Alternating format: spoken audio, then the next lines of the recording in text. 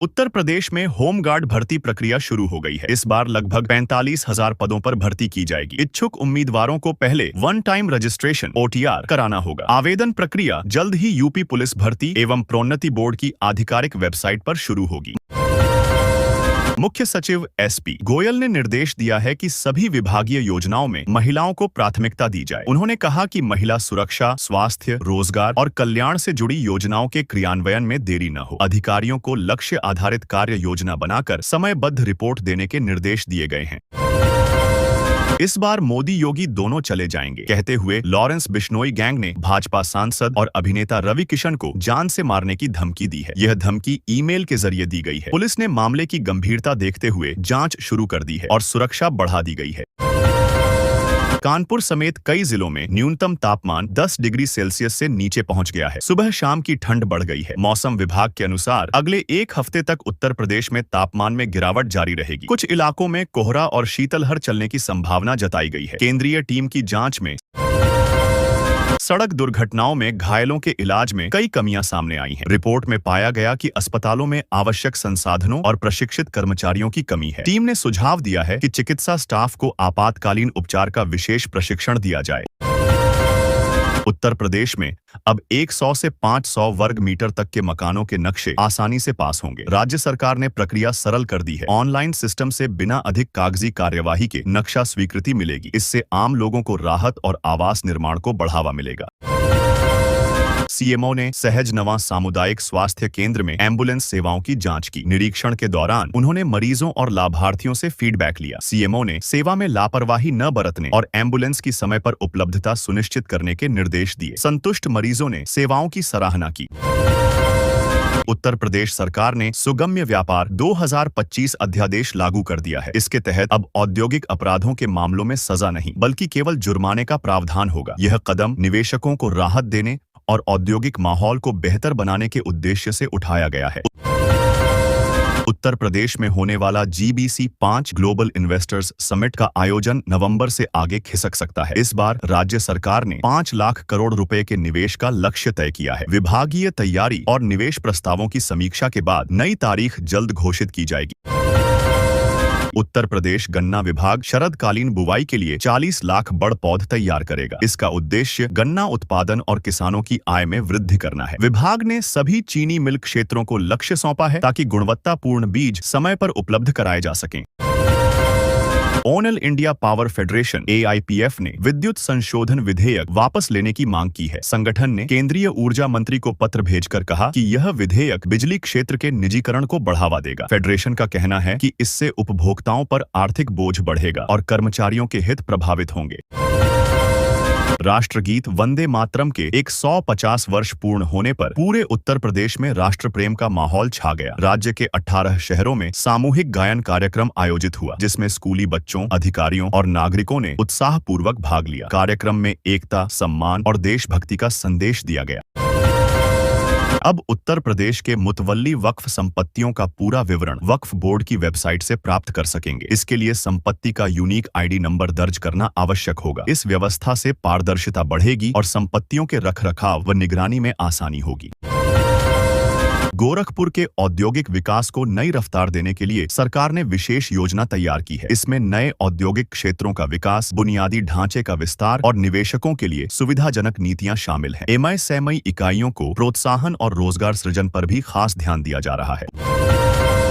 Police ने cyber जालसाजों की मदद करने वाले बैंक मैनेजर के खिलाफ कार्रवाई तेज कर दी है। उसकी चल अचल संपत्तियों को कुर्क करने की प्रक्रिया शुरू की जाएगी। जांच में बैंक ट्रांजैक्शन, खाता धारकों के रिकॉर्ड और संभावित सहयोगियों के ब्यौरे जुटाए जा रहे हैं। दोषी पाए जाने पर सख्त कानूनी कार्रवाई होगी। फतेहपुर में किसान मजदूर मोर्चा ने अपनी विभिन्न मांगों को लेकर जोरदार धरना प्रदर्शन किया। संगठन ने प्रशासन को ज्ञापन सौंपा, जिसमें फसल का उचित मूल्य, बिजली दरों में राहत और मजदूरों की सामाजिक सुरक्षा की मांग रखी गई। प्रशासन ने ज्ञापन लेकर समाधान का आश्वासन दिया। अयोध्या मेडिकल कॉलेज में एक अनोखा फरमान जारी किया गया है। कॉलेज प्रशासन ने छात्रों को अनुशासन में रखने के लिए निर्देश दिया है कि गलती करने पर वे अपनी कॉपी में कई बार राम राम लिखें। यह पहल छात्रों में सकारात्मक सोच और अनुशासन विकसित करने के उद्देश्य से की गई है। यूपी पुलिस भर्ती में शारीरिक दक्षता परीक्षा के लिए नए मानक तय किए गए हैं। 1600 मीटर की दौड़ पूरी करने के लिए अभ्यर्थियों को निर्धारित समय में दौड़ना होगा। साथ ही सीने की चौड़ाई और ऊंचाई के मानक भी स्पष्ट किए गए हैं। नियमों का पालन अनिवार्य रहेगा। उत्तर प्रदेश में होने वाली होमगार्ड भर्ती के लिए अभ्यर्थियों को अब वन टाइम रजिस्ट्रेशन OTR कराना अनिवार्य होगा। बिना OTR के आवेदन स्वीकार नहीं किए जाएंगे। इस प्रक्रिया से उम्मीदवारों को दोबारा दस्तावेज अपलोड करने की जरूरत नहीं होगी और आवेदन प्रक्रिया आसान बनेगी। अस्पताल प्रशासन ने बिना पास के वार्डों में प्रवेश पर रोक लगा दी है। हाल में बढ़े कुत्तों के आतंक से मरीजों की सुरक्षा के लिए यह कदम उठाया गया है। गार्डों को सख्त निर्देश दिए गए हैं कि वे केवल पास धारकों को ही वार्ड में प्रवेश करने दें और चौकसी बढ़ाएं। उत्तर प्रदेश के कई CBSE स्कूलों में छात्रों के दस्तावेजों के अपडेट में लापरवाही सामने आई है। स्कूलों ने छात्रों का डेटा समय पर पोर्टल पर अपलोड नहीं किया, जिससे वे JEE मेन 2026 के आवेदन से वंचित हो सकते हैं। बोर्ड ने ऐसे स्कूलों को चेतावनी जारी की है और तुरंत सुधार के निर्देश दिए हैं। मुरादाबाद की हवा लगातार जहरीली होती जा रही है। शहर का एयर क्वालिटी इंडेक्स AQI खतरे के स्तर को पार कर गया है। प्रदूषण का मुख्य कारण धूल, वाहनों का धुआं और पराली जलाना बताया जा रहा है। स्वास्थ्य विशेषज्ञों ने मास्क पहनने और अनावश्यक बाहर न निकलने की सलाह दी है। ईडी ने मोनार्ड विश्वविद्यालय से जुड़े 15 ठिकानों पर छापेमारी की है। कार्रवाई के दौरान अधिकारियों को 43 लाख रुपए नकद, कई दस्तावेज और इलेक्ट्रॉनिक उपकरण मिले हैं। यह कार्रवाई फर्जी डिग्री और मनी लॉन्ड्रिंग से जुड़े मामलों की जांच के तहत की गई। जांच एजेंसी ने सबूत जब्त कर आगे की कार्रवाई शुरू की है। उत्तर प्रदेश में अशासकीय स्कूलों में टीचर और हेडमास्टर भर्ती के लिए नई गाइडलाइंस जारी कर दी गई हैं। आवेदन प्रक्रिया 15 नवंबर से शुरू होगी। अभ्यर्थियों को ऑनलाइन आवेदन करना होगा। चयन प्रक्रिया में मेरिट और इंटरव्यू के आधार पर नियुक्ति होगी। विभाग ने पारदर्शिता सुनिश्चित करने के निर्देश दिए हैं। SIR फॉर्म भरने के लिए पहले संबंधित विभाग की आधिकारिक वेबसाइट पर लॉगिन करें। मांगी गई जानकारी जैसे नाम, पता, पहचान विवरण और उद्देश्य सही भरें। जरूरी दस्तावेजों में आधार कार्ड, फोटो, पता प्रमाण, शैक्षिक प्रमाण पत्र और हस्ताक्षर शामिल हैं। सबमिट करने से पहले सभी विवरण जांच लें। अग्निवीर भर्ती रैली में इस बार 12 जिलों के युवा हिस्सा लेंगे। उम्मीदवारों को पहले ऑनलाइन रजिस्ट्रेशन कराना होगा। चयन प्रक्रिया में शारीरिक दक्षता परीक्षा, लिखित टेस्ट और मेडिकल जांच शामिल है। योग्य उम्मीदवारों को अग्निवीर सेना में 4 साल की सेवा का अवसर मिलेगा। प्रवचनकार अनिरुद्धाचार्य जी महाराज ने घोषणा की है कि वे धीरेन्द्र कृष्ण शास्त्री की सनातन यात्रा में शामिल होने वाले 25 लाख भक्तों के लिए भोजन की व्यवस्था कराएंगे। उन्होंने कहा कि यह सेवा सनातन संस्कृति और भक्त एकता का प्रतीक है। आयोजन की तैयारियां जोर शोर से चल रही हैं। उत्तर प्रदेश के इस शहर में बिजली विभाग ने निर्धारित समय के लिए बिजली आपूर्ति बंद रखने का ऐलान किया है। यह कदम मेंटेनेंस और लाइन सुधार कार्य के कारण उठाया गया है। विभाग ने उपभोक्ताओं से सहयोग की अपील की है और कहा कि कार्य पूरा होते ही आपूर्ति बहाल कर दी जाएगी। खजनी में प्रशासन ने खनन माफियाओं के खिलाफ बड़ी कार्रवाई की है। अवैध खनन करते हुए पकड़े गए 2 ट्रैक्टर और एक JCB मशीन को जब्त किया गया है। टीम ने मौके पर चालान भी काटा। अधिकारियों ने चेतावनी दी है कि अवैध खनन पर सख्त कार्रवाई जारी रहेगी। उत्तर प्रदेश बोर्ड की आगामी परीक्षाओं में 66,000 से अधिक परीक्षार्थी शामिल होंगे। बोर्ड ने सभी केंद्रों की तैयारी पूरी कर ली है। परीक्षा केंद्रों पर निगरानी के लिए CCTV कैमरे लगाए जाएंगे। अधिकारियों ने नकल विहीन परीक्षा सुनिश्चित करने के निर्देश दिए हैं। प्रयागराज में विस्तारित क्षेत्र के स्कूलों के शिक्षकों का संवर्ग परिवर्तन किया जाएगा। इन्हें नगरीय संवर्ग में शामिल किया जाएगा, पर ये पदक्रम में सबसे नीचे रहेंगे। शिक्षकों को इस प्रक्रिया के लिए शपथ पत्र देना होगा। शिक्षा विभाग ने आदेश जारी कर जल्द कार्यवाही शुरू करने के निर्देश दिए हैं। पश्चिमी यूपी में डेंगू 2 स्ट्रेन की पुष्टि हुई है, जो अन्य प्रकारों से अधिक खतरनाक माना जाता है। इसके लक्षणों में तेज बुखार, सिर दर्द, उल्टी, जोड़ों में दर्द और प्लेटलेट्स की तेजी से गिरावट शामिल है। बचाव के लिए मच्छरदानी का उपयोग, स्वच्छता और पानी जमा न होने देना जरूरी है। अलकायदा से जुड़े आतंकी बिलाल की जांच में बड़ा खुलासा हुआ है। उसके संपर्क पाकिस्तान के करीब 4000 मोबाइल नंबरों से जुड़े मिले हैं। यूपी ATS अब सभी कॉल डिटेल्स और संपर्कों की जांच कर रही है। एजेंसियों को विदेशी फंडिंग और नेटवर्क के सुराग भी मिले हैं। यूपी बोर्ड की 10वीं और 12वीं की हिंदी परीक्षा को लेकर शिक्षकों ने आपत्ति जताई है। उनका कहना है कि प्रश्न पत्र का पैटर्न और पाठ्यक्रम असंतुलित है, जिससे छात्रों को कठिनाई हो रही है। शिक्षकों ने बोर्ड को पत्र लिखकर पैटर्न में संशोधन की मांग की है। मुख्यमंत्री युवा उद्यमी विकास अभियान में जौनपुर ने 100% लक्ष्य पूरा कर प्रदेश में प्रथम स्थान हासिल किया है। जिले में युवाओं को अधिकतम संख्या में आरण और प्रशिक्षण प्रदान किया गया। प्रशासन ने इसे रोजगार सृजन की दिशा में बड़ी उपलब्धि बताया और अधिकारियों को सम्मानित किया गया। यूपी बोर्ड, सीबीएसई और एमपी बोर्ड देश के प्रमुख शिक्षा बोर्ड हैं। यूपी बोर्ड परीक्षाएं फरवरी-मार्च में होती हैं। सीबीएसई राष्ट्रीय स्तर पर संचालित है और एमपी बोर्ड भोपाल से परीक्षा आयोजित करता है। तीनों बोर्ड 10वीं से 12वीं की परीक्षाओं के लिए ऑनलाइन परिणाम और सिलेबस जारी करते हैं। यूपी में फ्लैट दिलाने के नाम पर 14 लोगों से 55 लाख रुपए की ठगी का मामला सामने आया है। जांच में साक्ष्य न मिलने पर कुछ आरोपियों के नाम एफआईआर से हटाए गए हैं। पुलिस अब मुख्य आरोपियों के बैंक खातों और लेन देन की जांच कर रही है। मामला जारी है। उत्तर प्रदेश लोक सेवा आयोग यूपीपीएससी ने सहायक नगर योजनाकार और शोध सहायक पदों के लिए भर्ती अधिसूचना जारी की है। इच्छुक उम्मीदवार आयोग की आधिकारिक वेबसाइट पर जाकर ऑनलाइन आवेदन कर सकते हैं। योग्यता, आयु सीमा और आवेदन तिथि से जुड़ी पूरी जानकारी विज्ञापन में दी गई है। उत्तर प्रदेश में पेट्रोल पंप के पास स्थित सरसों के खेत से एक युवक का कंकाल बरामद हुआ है। युवक पिछले 14 दिनों से लापता था। पुलिस ने मौके पर पहुंचकर फॉरेंसिक टीम से जांच कराई और पहचान के लिए परिवार को बुलाया। हत्या की आशंका जताई जा रही है। राजा भैया की शस्त्र पूजा मामले में यूपी पुलिस ने जांच रिपोर्ट तैयार कर ली है। विजयदशमी पर उनके आवास पर हथियारों का बड़ा जखीरा प्रदर्शित किया गया था। पुलिस ने हथियारों के लाइसेंस और उपयोग की जांच की है। रिपोर्ट उच्च अधिकारियों को भेजी गई। आगे कार्रवाई तय होगी। उत्तर प्रदेश के 19 जिलों में तैनात करीब 500 मीटर रीडरों की नौकरी चली गई है। जांच में पाया गया कि कई रीडर फर्जी मीटर रीडिंग और बिलिंग गड़बड़ी में शामिल थे। ऊर्जा विभाग ने कार्रवाई करते हुए अनुबंध समाप्त कर दिया। विभाग ने निगरानी और ऑडिट प्रक्रिया भी कड़ी कर दी है। समाजवादी पार्टी प्रमुख अखिलेश यादव और वरिष्ठ नेता आजम खां की अचानक हुई मुलाकात ने सियासी हलचल बढ़ा दी है। सूत्रों के अनुसार बातचीत का मुख्य विषय अब्दुल्ला आजम की सक्रिय राजनीति में भूमिका और आगामी चुनावों की रणनीति रहा। मुलाकात को रिश्तों में मजबूती का संकेत माना जा रहा है। कादरगंज गंगा घाट पर प्रसिद्ध ककोड़ा मेला धार्मिक अनुष्ठानों के साथ प्रारंभ हो गया है। मेले में श्रद्धालुओं की भारी भीड़ उमड़ रही है। कार्तिक पूर्णिमा पर होने वाला शाही स्नान मुख्य आकर्षण रहेगा। प्रशासन ने सुरक्षा, साफ सफाई और यातायात व्यवस्थाओं के लिए विशेष प्रबंध किए हैं।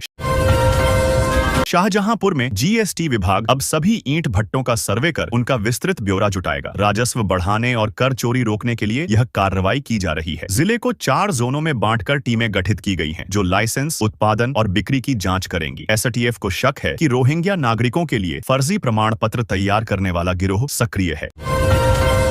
अलीगढ़ में छापेमारी के दौरान नकली दस्तावेज, फिंगरप्रिंट स्कैनर और मुहरें बरामद हुई। एसटीएफ ने आरोपियों से पूछताछ और फॉरेंसिक जांच के जरिए पूरे नेटवर्क को पकड़ने की रणनीति बनाई है। सिंगापुर की कई कंपनियां उत्तर प्रदेश में निवेश करने की तैयारी में हैं। जेवर अंतर्राष्ट्रीय एयरपोर्ट विदेशी निवेशकों की पहली पसंद बन गया है। कंपनियां लॉजिस्टिक्स, एविएशन और रियल एस्टेट सेक्टर में प्रोजेक्ट लाने पर विचार कर रही हैं। सरकार ने निवेश प्रस्तावों को तेजी से मंजूरी देने की प्रक्रिया शुरू की है।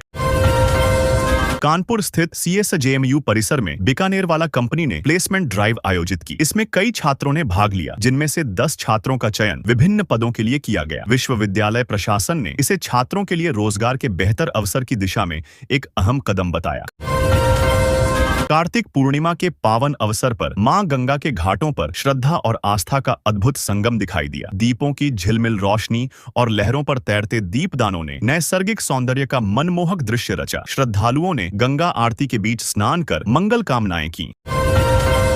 उत्तर प्रदेश में फ्री राशन वितरण की तारीख तय हो गई है। नवंबर महीने में गेहूं और चावल लाभार्थियों तक पहुंचाया जाएगा। राज्य सरकार ने सभी पात्र परिवारों को राशन वितरण के लिए निर्देश जारी किए हैं। लाभार्थियों को निर्धारित तिथि तक अपने नजदीकी केंद्र पर राशन मिलेगा। प्रयागराज में अगले साल होने वाले माघ मेला 2026 के लिए खाक चौक, आचार्यबाड़ा और दंडी स्वामी नगर का क्षेत्रफल बढ़ाया जाएगा। इस विस्तार से श्रद्धालुओं को ज्यादा सुविधाएं उपलब्ध कराई जाएंगी। प्रशासन ने सुरक्षा, स्वास्थ्य और यातायात व्यवस्थाओं को मजबूत करने की तैयारी शुरू कर दी है। अयोध्या में रामलला के दर्शन के लिए 2.5 लाख से अधिक भक्त पहुंचे। दिन भर राम मंदिर परिसर में भक्तों की लंबी लंबी कतारें लगी रहीं। प्रशासन ने सुरक्षा और व्यवस्थाओं को सुदृढ़ किया, जिससे श्रद्धालुओं को दर्शन में सुविधा और सुचारू अनुभव मिल सका। उत्तर प्रदेश में मिशन शक्ति टीम ने कस्बों, बाजारों और ग्राम सचिवालयों में सघन जागरूकता अभियान चलाया। अभियान का उद्देश्य महिलाओं और बच्चों के प्रति सुरक्षा, सामुदायिक सहभागिता और कानून की जानकारी बढ़ाना था। टीम ने स्थानीय लोगों को सतर्क रहने और संबंधित शिकायतें दर्ज कराने के तरीकों से अवगत कराया। उत्तर प्रदेश में आवास योजना में अपात्र व्यक्ति का नाम शामिल करने के आरोप में एक महिला ग्राम विकास अधिकारी वीडियो को सस्पेंड कर दिया गया। जांच में पता चला कि इस मामले में वीडियो ने घूस ली। प्रशासन ने कहा कि नियमों के उल्लंघन करने वालों के खिलाफ सख्त कार्रवाई की जाएगी।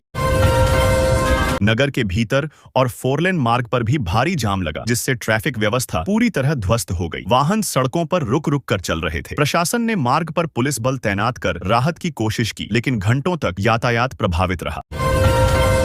उत्तर प्रदेश के एक जिले में अतिक्रमण के खिलाफ बड़ी कार्रवाई की गई। नोटिस मिलने के बावजूद 70 दुकानों ने अपना अतिक्रमण नहीं हटाया, जिसके बाद प्रशासन ने बुलडोजर से इन्हें ध्वस्त कर दिया। अधिकारियों ने कहा कि नियमों की अनदेखी बर्दाश्त नहीं की जाएगी और सख्त कदम उठाए जाएंगे।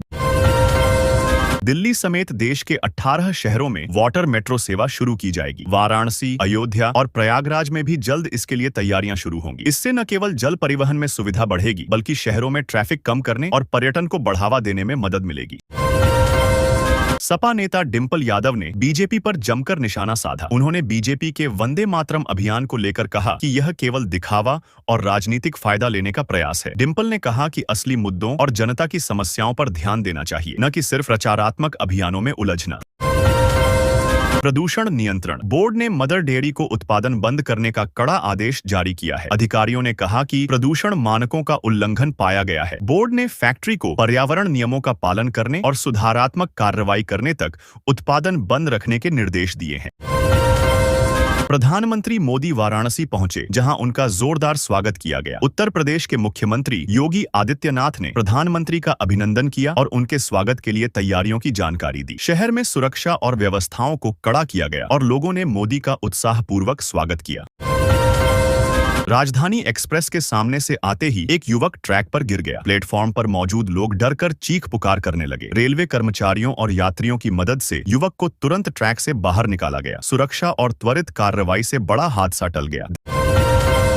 ददरी मेला व्यापार और सामाजिक एकता का प्रमुख संगम माना जाता है। यह ऐतिहासिक मेला प्राचीन काल से आयोजित हो रहा है और क्षेत्र की सांस्कृतिक और आर्थिक धरोहर का हिस्सा है। मेले में व्यापारिक गतिविधियों के साथ साथ सामाजिक मेलजोल और लोक उत्सव का आनंद भी लिया जाता है।